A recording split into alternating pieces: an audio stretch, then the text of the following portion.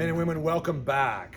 We're doing a deeper dive look at digital communication and the gifts that it offers to us as we're trying to help people engage God's Word.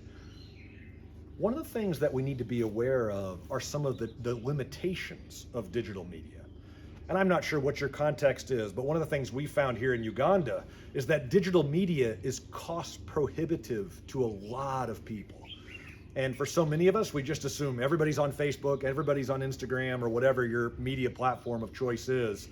And that's true to some degree in the more urban areas here in Uganda, but a lot of the folks up country, outside of kind of the main capital city or major urban areas, that's not true.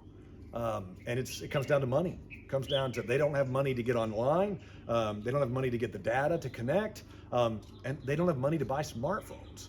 So that's a real limitation, and it's one that we need to be aware of. And there is, in a sense, a digital divide that we have to be conscious of. There are times when we just got to do a Zoom meeting, even if it means we leave off some people. But we've got to be keeping in the back of our minds, okay, well, if we can get 70% of church on digital media, what are we doing? And how are we engaging the other 30%?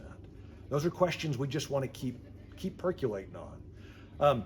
One of the other challenges is that in some ways digital media, it gives us resources. You've got Strong's Concordance, you can look up the Greek and Hebrew, you can do all kinds of different reference options or use different reference tools.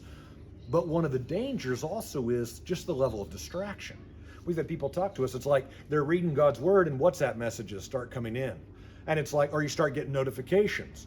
And so you're trying to concentrate and be in the presence of God, and suddenly you're getting these other notifications that actually become quite easy. It's just a flick of or a swipe of the finger, and suddenly you're no longer in the presence of God. You're caught up in some dispute at work, some issue about your friend, whatever it is. So there is a certain sense of the digital media and digital modes of communicating God's Word are so powerful, but so oftentimes they come with dangers that we need to be aware of and conscious of. So I think it's worth just being, let me say it this way, I think it's worth us, as we are trying to create opportunities for people to engage His Word, we want to say, are the advantages outweighing the liabilities? And how do we keep those things in tension? And how are we aware of that, not just for ourselves, oh yeah, sure, I can put it on flight mode.